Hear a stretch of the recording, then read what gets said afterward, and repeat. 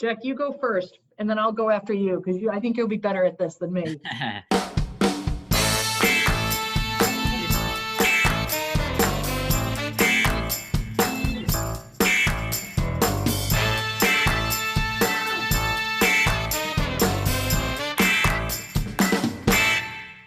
Okay, welcome back to the Marketing Playbook presented by Details Interactive. Here to take away 3 game-winning marketing plays every episode to take back to your team. I'm your host, Mark Friedman, and my career has been focused on direct-to-consumer marketing, direct mail, physical retail, and digital commerce. This is episode number 17, and today's guests are mother and son, Lisa and Jack Bodell. Before we get started, a quick thank you, as always, to Max Brandstetter of the Wild Business Growth Podcast for producing this episode. You can reach him at max@hippodirect.com to help bring your podcast to life. Let's open the playbook. Ready, break. Well, hello, everyone. Thank you for joining the Marketing Playbook podcast. Today, we're changing up the format a bit, and I'll be joined by 2 guests, Lisa Bodell and her son, Jack. Lisa is the founder and CEO of FutureThink, which enables organizations to kill complexity, create space for innovation, and get to the work that matters. Jack is a member of a program called TKS, the Knowledge Society. They call themselves the future of education and learning. They teach kids mindsets. It's not what you know, it's how you think. Lisa and Jack, thanks for joining me today. Thanks, Mark. Thank you for having us. All right. Well, first, let me talk about my connection to Lisa. Her husband is a fellow named Brian. He and I worked together many, many years ago. He was at a company called R.R. Donnelley, and I worked for a catalog business at the time. He was our sales guy. We built a very nice relationship then, and we've stayed professional colleagues. We haven't seen each other in a while, but we connect online and through the phone every once in a while. That's right. And Lisa, as I mentioned, to you, I have a very fond memory of Brian. I have twins. They are 26 years old now. And when the kids were born, Brian sent me a nice plant. That plant ultimately wound up in the backyard and flowers each spring. And that always reminds me of Brian. So you'll have to say hello for me. I will say hello. Tough act to follow. That's a great story. It is. And Jack, I'm glad that you're able to join today. So let's jump right in. For Lisa, I like to get my guests to give up their first story. I heard another podcast talk about that. And basically it's a quick overview of, kind of how you got to where you are today, what in your early life perhaps prepared you for what you do today in your career. So really, great story. I love when people ask for stories. It's funny because I never thought when I was younger that I'm going to grow up and be a futurist and an entrepreneur. That just wasn't a thing. But the first time I ever was an entrepreneur was when I lived in a cul-de-sac in Michigan, which is where I grew up. And I was very enterprising and I wanted to make money to buy a bike. And I took rocks from the cul-de-sac and I painted them, all kinds of happy faces, and I took them around to neighbors. And of course they, when somebody shows up at your door and rings the bell and is asking if you want to buy a rock, well, who wouldn't want to buy a rock? And that's the first time I ever started making money, was selling rocks to my neighbors that I had painted. And then I realized, hey, I was pretty good at marketing stuff. I went off to business school at Michigan, and then I took my kind of Midwestern practicality to advertising and realized I was really good with the steak and the sizzle, and I didn't just want to stay in advertising, and I left and started my own company. So I had that kind of entrepreneurial stuff growing up between my own rock selling and my parents being entrepreneurs.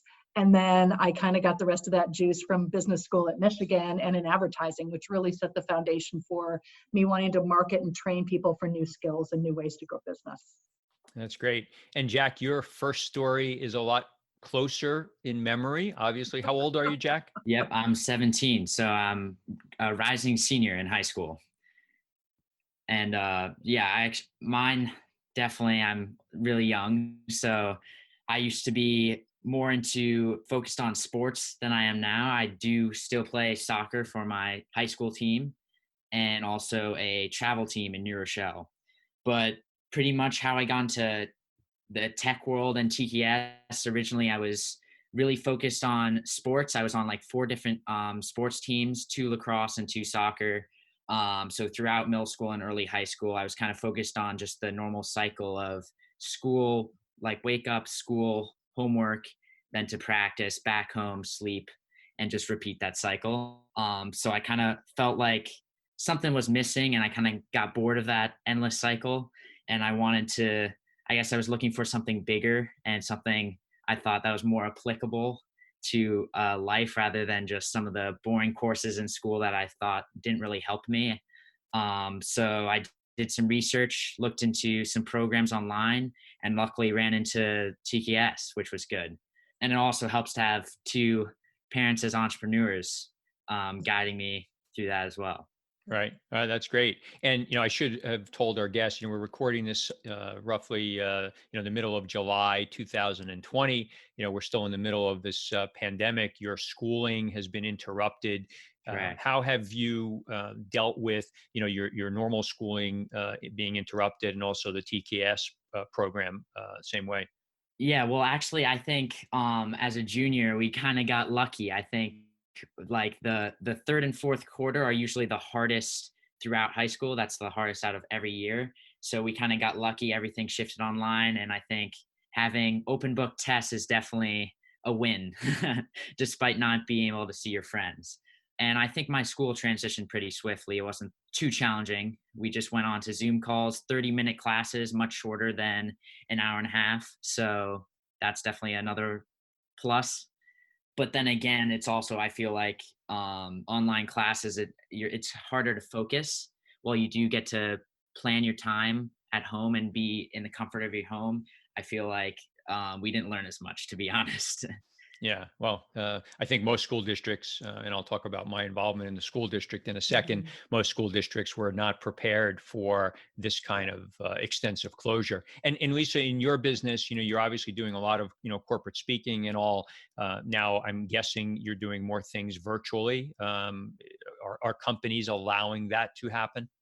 They're forced to let it happen, which is really interesting because I really felt like, everyone said before the pandemic that there's no replacing being in person. You can't train in person. My business is really a training and skill building company around creativity and innovation. Like, gosh, you have to be physically together to do it. And our premise was, no, it can be blended. You can do some in person and some at home. And wouldn't you know it, it's true.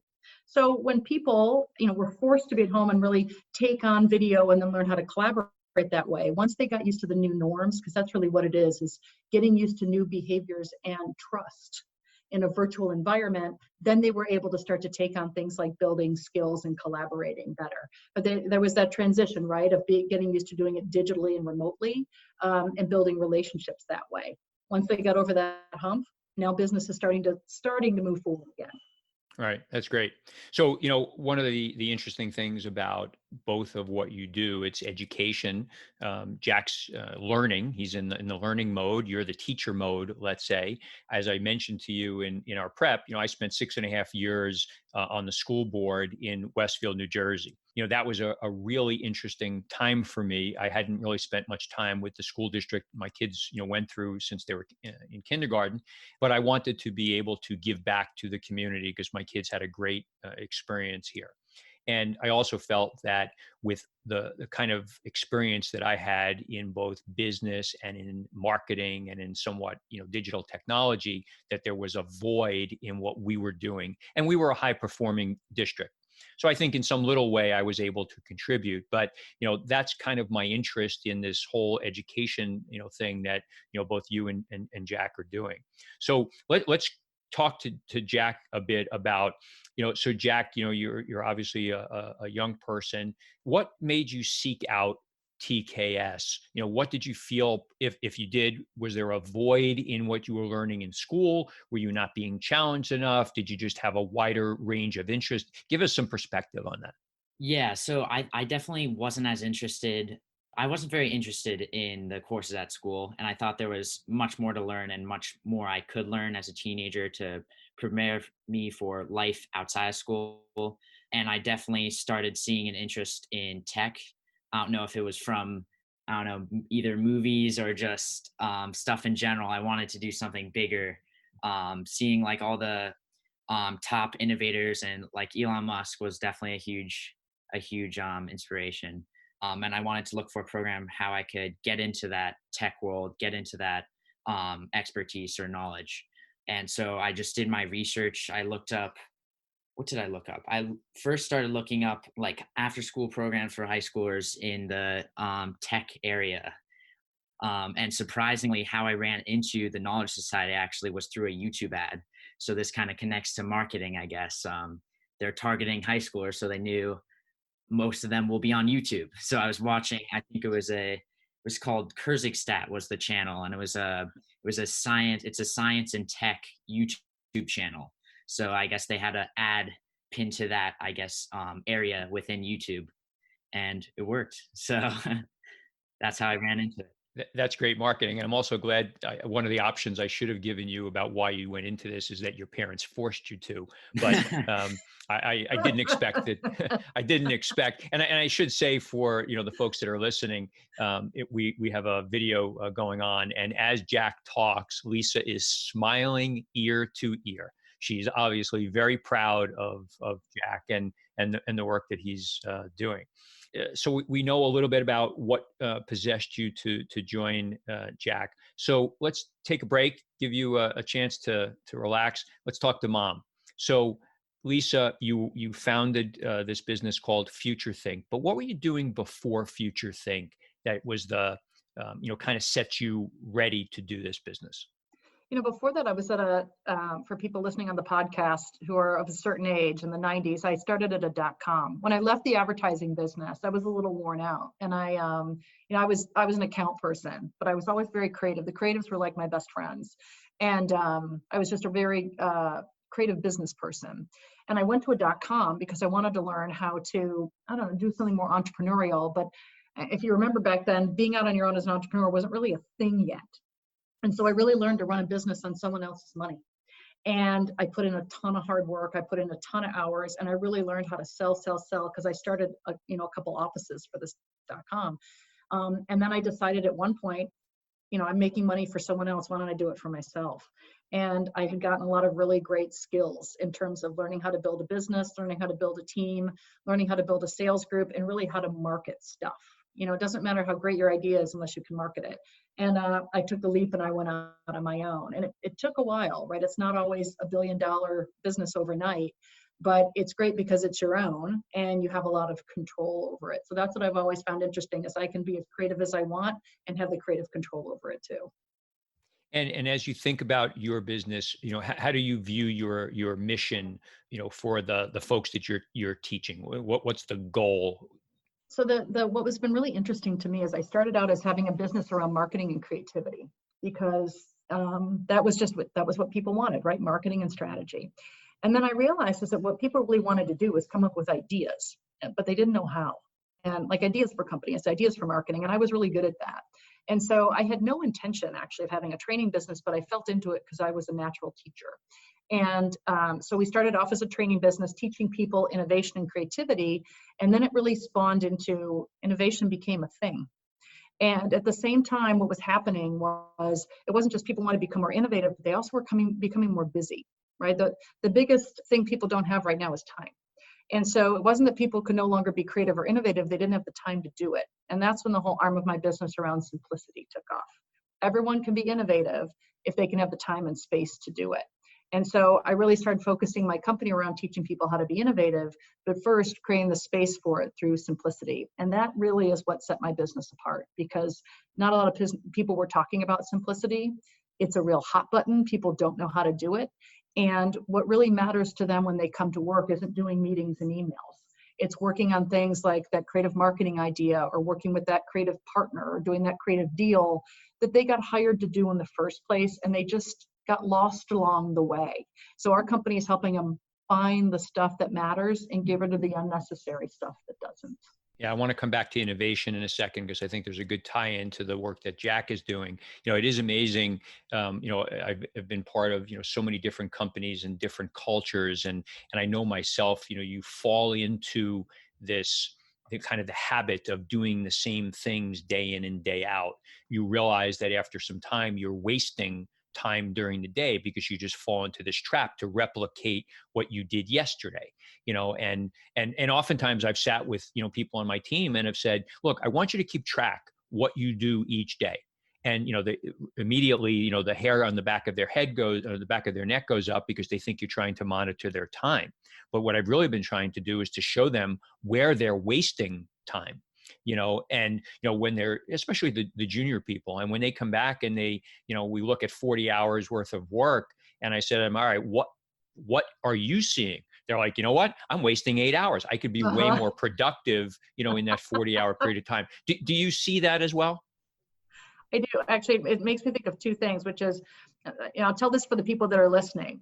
I would invite them right now as listeners to do this exercise. And that is to pat their head, to rub their stomach, and to click their heels.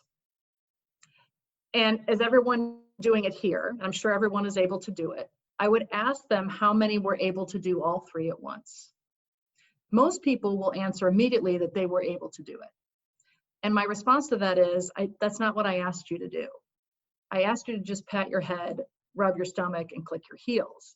And the reason I do this exercise is because we fall into this trap, which is the complexity trap. We elevate everything to the same level of importance, and we think multitasking is better than focusing. And actually, in the end, when you focus on one thing, you get there faster and better. And that's where you get into the whole thing of people are really good at being busy, and they're really good at having a lot of things on their to-do list. But if you have them look at their to-do list and circle what's valuable on it, they don't circle many things. So the key is, if you look at that to-do list that you have them do, Mark, and circle the things that are valuable, the key is, of the things that aren't circled, why are you doing them? And if it's just out of obligation, how can you as a team get rid of them? Because that's the unnecessary work. And that's why we're constantly, patting our head and rubbing our stomach when we don't need to. Yeah, that's a great thing to do. I saw you live speak, and I was one of the fools that were trying to do that in the audience. So sorry. That's all right. It was good. So let's talk about innovation for a second. You brought that up, and we'll see from Jack's point of view. Jack, just going back for a second in TKS, once you saw that ad, what kind of a process was there for application, acceptance, and all for those people, perhaps parents that are listening that say, wow, this is an interesting program. I want to, send it off to my child. Yeah, of course. So it was actually a interesting application. A lot of the questions had to do with who you looked up to, why you had this passion and interest in tech, if you could pinpoint one innovator or someone you'd want to become. It was simple questions like that, just to bring about how you think. I think I had to write an article too on one of the tech topics. So I chose to write about artificial intelligence. And then once you got through that section, you do an interview with one of the directors. So it was a pretty fairly simple, but I'd say definitely different than other programs based on the interesting questions they'd ask. But yeah, the admission process was simple. We'd submit the article, they'd give us feedback, and luckily I got in. So it was great. That's great. Congratulations. And talk about Microsoft's Innovation Lab and what that is and how that plays into TKS. Yeah. So every Saturday for 3 hours, we'll have 3-hour sessions. I'll take the train into Times Square, go into the Microsoft Innovation Lab. It's really nice, really cool. They have a really nice space, kind of like a creator space, whiteboards, cool desks, everything you need, computers. And they even have some other people to talk with there and help you out with any projects we have. And they're always open to answer any questions we have with artificial intelligence or any of the topics in tech we're studying. And within the Microsoft lab, they also we do like little bring in investor panels. So we do like hackathons, and they'll have a panel of investors where we get to pitch our business ideas too, which is really fun and great to get that experience. Has there been any one particular pitch that you've made thus far that you're most proud of? Yeah. So we've done, I'd say 3 or 4 now, but I'd have to say it was the capstone project we had to do at the very end of this program. It was in April. So we basically had 3 weeks to build and develop a business, and they called it a moonshot project. So the business idea had to be a moonshot or very difficult to carry out. And my company was called Mindset, and it was a brain computer interface where we had like a headband that would track your emotions and give you personalized feedback on your stress and fatigue levels, and then tell you when throughout the day you should take a point, like a break point, and to basically help you in the workplace increase your productivity and stuff like that. So that was one of the applications. And then we also had a application where you could help with mental health, and people could track, like in hospitals, if someone had an issue, they're kind of feeling too depressed throughout the day, so then they should head into the doctor, get checked. And then the final application we had was in the IoT area, so the Internet of Things, where it could connect to devices around the house and turn things on and off. But that was just my favorite because all the skills we learned through that process of making a business, not just developing the idea, but also the branding for the logo, the meanings behind just the colors within the logo, all the marketing involved, and the pitch itself, how to pitch to investors from major companies. So it was definitely a great experience. Outstanding. Outstanding. And we'll come back. We're going to let Mom talk a little bit. So, Lisa, as I was looking at, your site, and I think I heard you talk about this also, live, this whole concept of trends in learning. I've heard you say that we need to build T-shaped people, not I-shaped people. But, what does that really mean in practice? Well, it's exactly what you were talking about. One of the things that he and I love so much about the TKS experience, and Mark, I know what you worked so hard on in your school district, which was, how do we get people that have not just depth, but breadth? And one of the things that we focus on a lot within education that I think is missing, and Jack definitely felt as a student was missing, was teaching mindset. And so I-shaped people are people that have depth and subject matter expertise. So, we have science, we have tech, we have math, we have all, we have English, etc. That's great. We want people that have expertise. You want to hire marketing experts. But if everybody gets the same degree, what sets them apart? And it's their ability to deal in different situations. So a T-shaped person is the soft skill or mindset that you put on top of that. So all things being equal for people listening to this podcast, if you're hiring someone with the same level of expertise or varying degrees, the thing that I would want to have set them apart is their ability to be agile, resilient, creative problem solving, curious. Those aren't things that we really explicitly teach in schools. And that's one of the things that I thought was so great about TKS. It's not just what you know, but it's how you think. And if we could lay onto the what we know, the how we think, that's where the T-shaped person would come in. And I think it would make my job a lot easier because I wouldn't be teaching adults that are missing that. I would already be teaching adults that are primed and able to do that. And frankly, the businesses would get better ideas. Right. Yeah, that's great. And so when you come in, when a company calls you up, do they have a predetermined problem that they're trying to solve? Or do they come to you and say, look, we want to do something for our employees. We don't really know what is going to be valuable to them. I feel like in a lot of companies, it's kind of check the box. We need to do something for employee development. What do you see mostly? Well, it's becoming less check the box, thank God, because it used to be one of those, we just need some online learning because my boss said we need online learning, or we need to do some leadership development. So let's, we got to fill 5 days of stuff. And that to me is really inefficient and a terrible waste of money. Now what we're finding is they're tying it much better to strategic pillars of, our strategic pillars are curiosity, innovation, some kind of leadership, etc. And then we have to fit within those skill sets, which I really like, focusing on those skill sets. The trend I'm seeing though is that they're also building in mindsets, and I really like that. So it's about this whole curiosity, it's about asking better questions, for example. It's about agility. Right now with COVID, it's about resilience and being able to better deal with unforeseen change. So I like that they're recognizing this is the problem and this is the skill, and they're finding the people that can do it best. Right.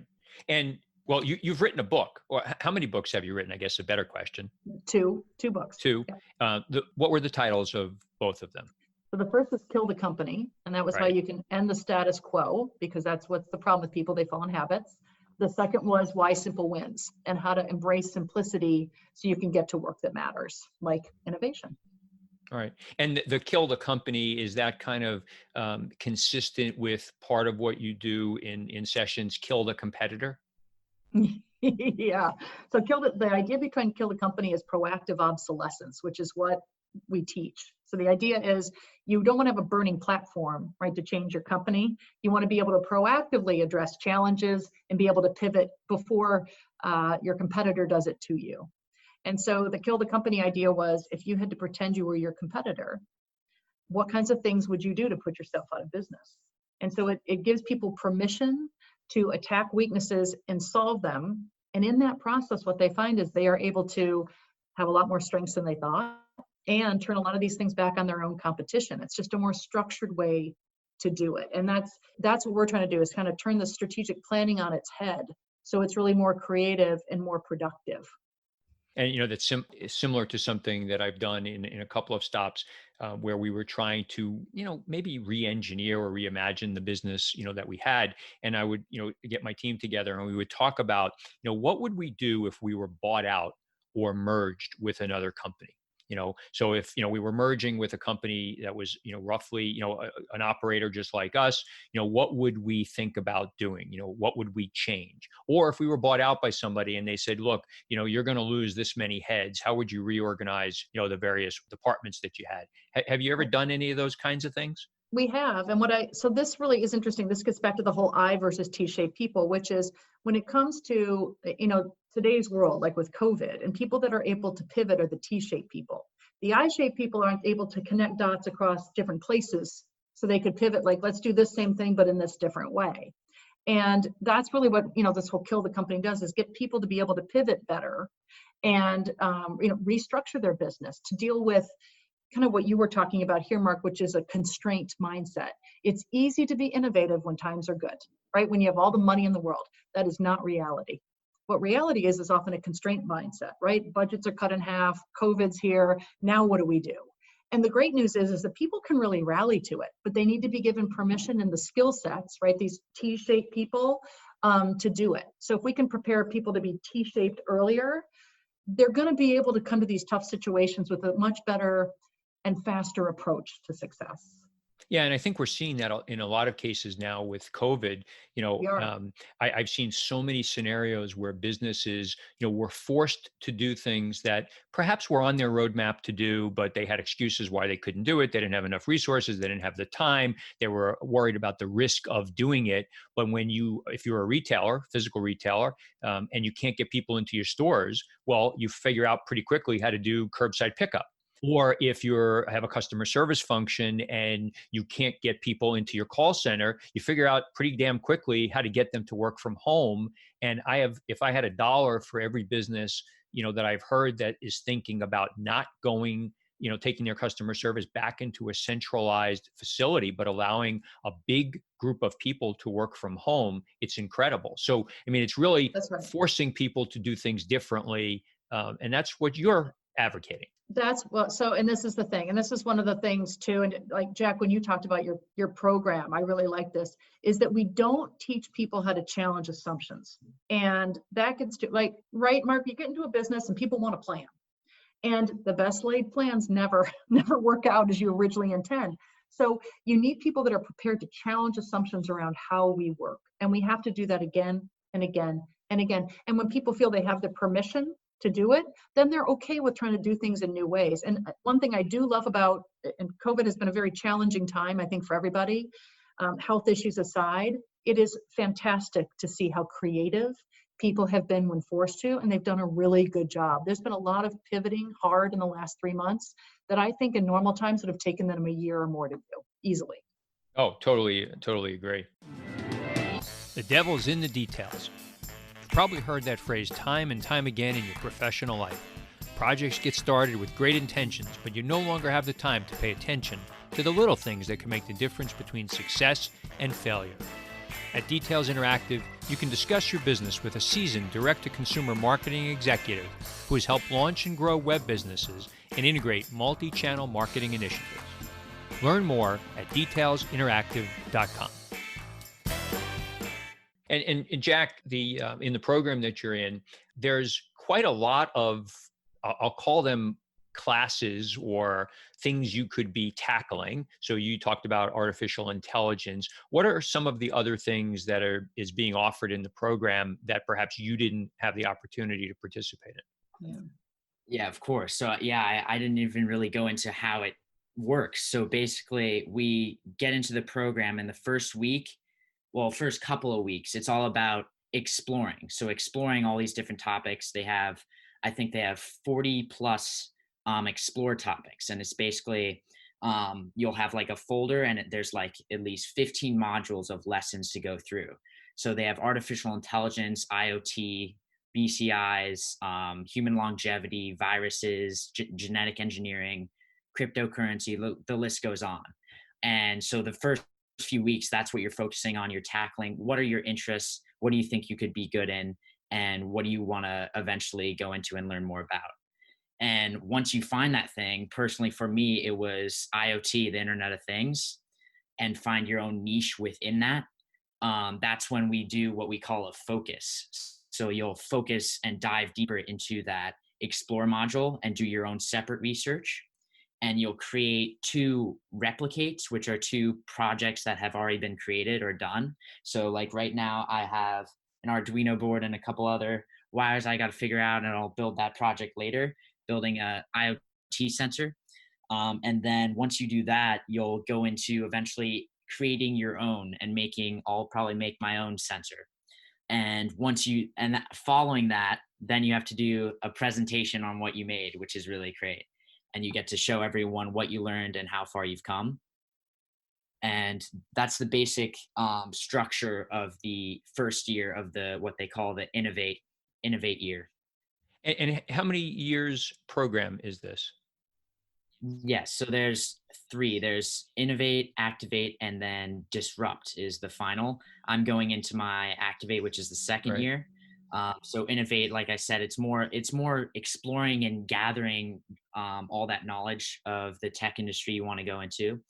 And then activate, it's going to be more speaking, getting your personal brand out there, showing your expertise in the field, and connecting with more CEOs and more people, building that Yeah, network. Jack, you know what, one thing that's really cool, Mark, that I think for people on your podcast, they really teach too, is the power of, especially the marketing, is networking. I mean, these kids learn how to network and ask questions and connect and LinkedIn. And I wish I had known that in high school and college. I would have been so much better prepared for the work world. Oh, good. Yeah. We basically have to make our own personal website, LinkedIn, like my mom said, and kind of get ourselves out there and learn to connect with people. And on top of that, it's not only like the networking skills, they also teach us the mindsets. Going back to the T-shaped person, they want us to have different expertises in multiple fields. So while I may have an interest in IoT, maybe I want to combine it with AI. So each session will have, at the start of each session, we'll have like a knowledge drop and a quick 10 minutes teaching on like a mindset. So like one of my personal favorites was anti-fragility, which is being able to take feedback and also put yourself in stressful situations, because that's often where you're going to have the most improvement and kind of like advancement in yourself. And I often find that it's not just the knowledge you gain, it's also just the mindsets that we learn from this program that are the most helpful for life later on. All right. That's great. That's great. And so Lisa, as you think about, your business and how you evolve the business, you're focused on companies, and we're hearing, Jack in an organization that's helping young people. Have you done any work with young people as well to kind of, get to them before, if you will, before we've learned all these bad, kind of traits? Yeah, before we lose all the goodness and get the bad traits. Before professional skepticism sets in, as I like to say. Yes, we have. We've done a lot at the college level. We've taught, there's a National Association of Principals, believe it or not, for across school principals and public schools that we do a session with every single year.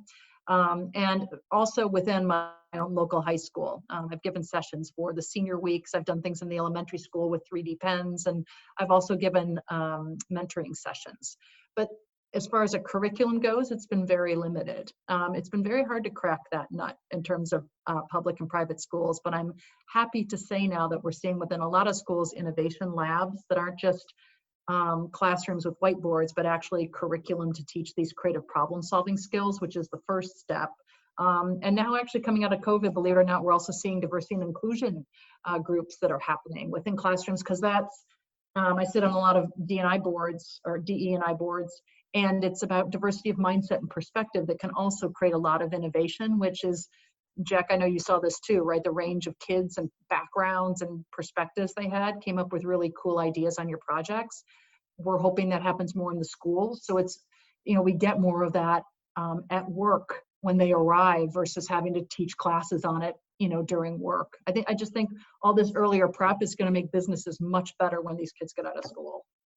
Yeah, there's no question. And, look, one of the things, it's so competitive, and you have programs that, Jack is part of. I remember, taking my kids around for colleges, a while ago. And, I was an economics major, but, we were sitting, I think at GW, or I think we were in GW, and, they brought the tour guides up in the front of the room and asked everybody to introduce themselves and tell us what your major is. Well, it was Jane Doe, and her major was so long, I think she needed a business card to remember what her major was. We are on the one hand, we have so many more opportunities for the young people to learn, as they are in, junior high school and high school and prepare for college. But on the other hand, a bit of me feels like they're being forced to have solved all the world's problems before they get into college, because it is so competitive. You want to say something about that, Jack? Yeah, Jack, I'd love to hear your point of view. Do you find it, competitive? Definitely. I think it's definitely more challenging as it goes on. Like I was joking, I was like, do I need to cure cancer to get into a college now? But I think some people think about that and definitely want to like do everything they can, do like a million jobs, do so much just to compete, because so many kids are putting themselves out there, which is good, and doing a lot more, I feel like, than kids in the past. And honestly, through TKS, thankfully, they've given that extra push and given some confidence in myself to say that even though you're a teenager, look at all this stuff you can just look up online, figure out yourself, and do. Mm-hmm. And Lisa, if you thought about, the companies that, that come to you for thoughts, what's the one thing, I asked you this in a different way before about the problem they were trying to solve, but what is the one single thing that you think they don't ask you about that they should be asking about? Well, it's interesting. So no one ever says what's the one skill that people need to have, because I know they know that it's more than one skill. But I'm surprised at how many people, when we talk about agility and resilience, really head on to that. Because I think everyone talks about needing to have, creative problem solving and be curious and deal with change and have difficult conversations. But some of the things that people need most are pretty basic. And I wish that they would want to talk more about agility and resilience, because people that are able to pivot and they have some stick-to-itiveness, right, versus just jumping to different jobs or getting frustrated with things too soon, those are the people that I think can really be successful, and I wish that we would teach more of. It's not as sexy, so I don't think people kind of glom onto it, but I think it's probably some of the most important. Right. Got it. And have has the work that has been requested of you changed since COVID? You mentioned diversity inclusion, but that was not really related to the pandemic. It was just, same timing. But are they coming to you with different requests? Well, I'll tell you, yeah, dealing with change is definitely one, but the biggest change is not just the what, but the how. So it's one thing that people want to do things virtually now because they're being forced to, and they realize, hey, we can. But, I always laugh that I say adults have tremendous ADD, and we pivoted to be an accelerated learning company about a year ago. And that has now gone on steroids. And the reason I say that is we used to teach multi-day classes. We now only teach 1-hour classes, because that's really about all the time span that people have. And they only want to tackle one skill at a time. So gone are the days, right, when you would take a multi-day class and you would learn 10 different skills. It's really now one skill, 1 hour. And so people can take it, learn it, and try it. Because they're really overwhelmed right now. And we need to have better focus training for shorter attention spans. So that's the demand, is can you do this more quickly? Yeah, that's perfect for me because my attention span is about an hour. That's for sure. I can't, it's hard for me to sit still. Well, I was going to say with Zoom now, because everyone's zoomed out, they say 30 is the new 60. So, hour meetings, people can't just keep going hour meetings, especially on video, because it's a different kind of exhausting. So, Sure. 30 is the new 60, and people are really responding to that. And I think it's only going to get more. Right. And in that spirit, as we're heading down to the home stretch of our time together, Yeah. Jack, let's get some final thoughts from you. So you'll have been through the 3-year program. You'll be thinking about, college. Where are you thinking that this, program and your learnings are going to take you? Do you have a college in mind at this point? You may not want to jinx it, so maybe you don't want to talk about it. But I'm less interested in the name of the college. I'm more interested in what do you ultimately think this education will allow you to be able to do? Well, I think it goes beyond college. It's definitely the knowledge I got from it, but it's, like I said, the mindsets and also just the business skills I'll take on to, hopefully, if I become an entrepreneur, I'll be able to take those skills past college and when I create a business. So I don't think it's just within my 4 years at college. It's definitely going to go beyond that into the workplace. In terms of where I'm looking, I think my top 2 right now, they're definitely challenging, but Northwestern and USC, they have great. Northwestern obviously has a great engineering program, and USC also has a great innovation lab and business school. The Ivy and Young Academy is very interesting, and I think that'd be a good match based on my like of TKS. So I think the weather's a heck of a lot better at USC. True. I don't know whether or not your parents want you to go to California, but certainly, you look like a beach guy, so yeah. The water's warmer there, Jack. Yeah. Yeah, for sure. Well, when you start selling shares in yourself, okay, you let me know, because I want to be one of the first investors, because it is clear that whatever you're, look, the fact is, I always cliche, if you haven't failed, you're not trying hard enough. And, you may start a business and it may not be successful, your first one or your second one, but ultimately, you're going to be successful. Lisa, as you think of evolving your business over time, you've kind of pivoted to 1-hour sessions. What's next? Do you change the curriculum? Do you keep doing what you're doing? How do you view that? Yeah, it's accelerated learning. And so a lot of it's going to be even more accelerated and bite-sized, because I think everyone's got this kind of mini mindset. We've got to keep creating that micro learning for them. And some of the stuff is literally, it's 5 minutes or less. It's 2 minutes or less. It's much more video driven, because people are not reading anymore. They are skimming and they are watching. And it's a YouTube world, especially for younger generations. And a lot more of it on demand, because people want more control of their time. So those are the 3 shifts that we're seeing. Right. Well, one of the things, we try to do with the show is have people have 3 takeaways for either their personal or their business lives. And, ultimately I come back and listen and record something that kind of summarizes the 3 things. I know for sure there's way more than 3 from this session. So this was great. We're now at a point in the show that I call the 2-minute drill. I'm going to ask you, there's 6 questions. We'll let you guys either, answer together or individually, or you can pick, whoever wants to go. So I'll give you the 6 and first kind of things that come into your mind. Okay. Jack, you go first, and then I'll go after you, because I think you'll be better at this than me. You're agile. Okay. All right. First one, a brand that you admire or that inspires you. I'd have to say SpaceX, and I know I'm supposed to keep it short. So I think the Starship, their latest project, is fascinating. Great mission to Mars. So that's really cool. Okay, Lisa. Well, mine's not as sexy as that. Mine's Kickstarter. And because I like it that it's giving entrepreneurial companies that might not have the scale as others a fighting chance to really disrupt. I love it. Right. That's great. Jack, your favorite app on your phone? Oh, just the classic teenager. Snapchat, I'll have to say. All right. Well, it was either Snapchat or TikTok. So I know. Exactly. Lisa, you're going to take TikTok. I know. No, it's so funny. I'm embarrassed because Jess can be like, "Oh God, Mom." Audible, because I can listen while I'm either walking my dogs or I'm on a run, and I And also as an author, I really love to hear people consume different content. So that's mine, Audible. Okay. The last website other than Amazon that you shopped from. I think it was Ted Baker or Paxson. So close. Okay, close. All right, got it. Yeah. I'm embarrassed to tell you that mine's on Insta. Like I shop off of Insta all the time now. I'm becoming one of those impulse shoppers. Like that's cool, I'll get it.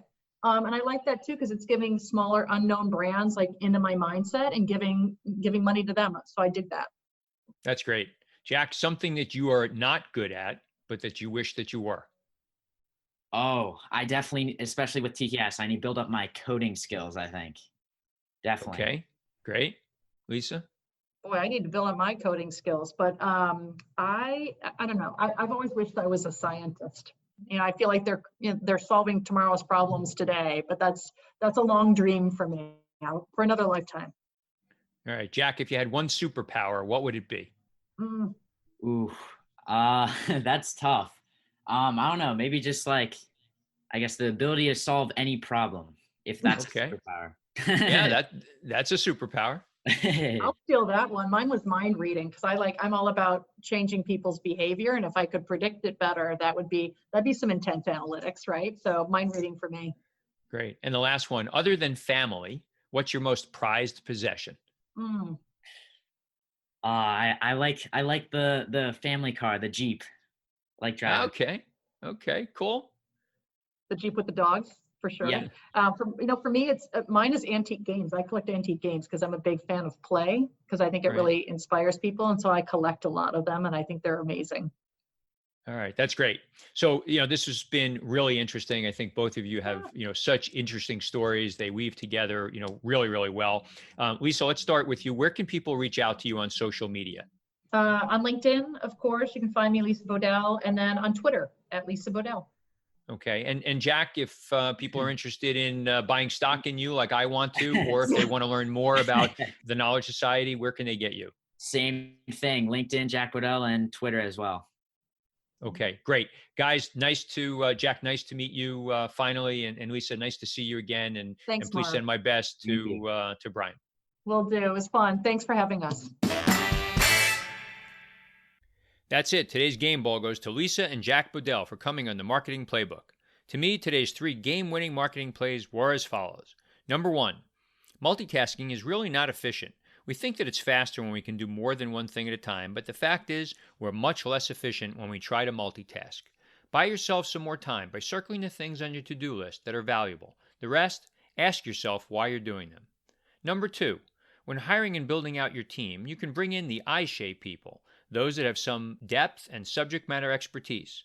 But think about the T-shaped people, the ones that have the subject matter expertise, but they also have the soft skills. They're resilient and curious. It's not only what you know, but it's also about how you think. And number 3, give your teams the permission to innovate. Allow them to know that it's okay to fail and to make mistakes. If they're not failing, they simply are not trying hard enough to find new solutions to common problems. Thank you, Playbook marketers, for listening to another episode. If you want to check out more pages of the Marketing Playbook, make sure to subscribe on your favorite podcast spot and leave us a 5-star review on Apple Podcasts. You can also follow us on Twitter at DetailsInteract and learn more at detailsinteractive.com. Until next time, the devil is in the details.